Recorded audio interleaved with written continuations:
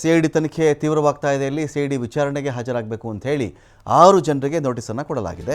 ಸಚಿವ ಕೆ.ಎನ್. ರಾಜಣ್ಣ ಅವರ ವಿಶೇಷ ಕರ್ತವ್ಯ ಅಧಿಕಾರಿ, 2 ಅಂಗರಕ್ಷಕರು, ಬೆಂಗಳೂರಿನ ಆಪ್ತ ಸಹಾಯಕ, ಬೆಂಗಳೂರು ಸರ್ಕಾರಿ ನಿವಾಸದಲ್ಲಿ ಮನೆ ಕೆಲಸ ಮಾಡ್ತಾ ಇದ್ದಂಥ ಸಿಬ್ಬಂದಿ, ಸಚಿವ ಕೆ.ಎನ್. ರಾಜಣ್ಣ ಅವರ ಮಾಧ್ಯಮ ಸಂಯೋಜಕರಿಗೆ ಈ ನೋಟಿಸ್ ಹೋಗಿದೆ.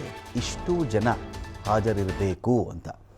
ಇವತ್ತು ಮಧ್ಯಾಹ್ನ 3 ವಿಚಾರಣೆಗೆ ಹಾಜರಾಗಬೇಕು ಅಂತ ಸೂಚನೆ ಹೋಗಿದೆ. ಅಲ್ಲಿ ನಾಳೆ 3 ಜನ ವಿಚಾರಣೆಗೆ ಬನ್ನಿ ಅಂತ ಕೂಡ ನೋಟಿಸ್ ಹೋಗಿದೆ. ನೋಡಿ, ಹನಿ ಟ್ರ್ಯಾಪ್ ವಿಚಾರದಲ್ಲಿ ಇಲ್ಲಿ ಅವರವರ ಹುದ್ದೆಗಳ ಬಗ್ಗೆ ಇಲ್ಲಿ ಮಾಹಿತಿ ಇದೆ. ಇಲ್ಲಿ ಬೆಂಗಳೂರಿನ ಸರ್ಕಾರಿ ನಿವಾಸ, ರಾಜಣ್ಣ ಅವರ ಗೌರ್ಮೆಂಟ್ ಹೌಸ್ ಇರುತ್ತಲ್ಲ, ಮನೆ ಇರುತ್ತಲ್ಲ, ಇಲ್ಲಿ ಯಾರ್ಯಾರು ಮನೆ ಕೆಲಸ ಮಾಡ್ತಾ ಇದ್ರಲ್ಲ ಆ ಸಿಬ್ಬಂದಿ ವಿಚಾರಣೆಗೆ ಹಾಜರಾಗಬೇಕು.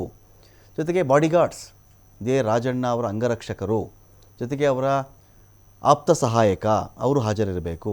ಕೆ.ಎನ್. ರಾಜಣ್ಣ ಅವರ ವಿಶೇಷ ಕರ್ತವ್ಯ ಅಧಿಕಾರಿ ಅವರು ಕೂಡ ಹಾಜರಿರಬೇಕು. ಈ ಎಲ್ಲರೂ ಕೂಡ ಹಾಜರಿರಬೇಕು ಅಂತೇಳಿ ಇವತ್ತು ಮಧ್ಯಾಹ್ನ 3 ಜನ, ನಾಳೆ ಮಧ್ಯಾಹ್ನ 3 ಜನ ಹಾಜರಿರಿ ಅಂತ ಹೇಳಿ ಸಿಐಡಿ ಕಡೆಯಿಂದ ನೋಟಿಸ್ ಹೋಗಿದೆ.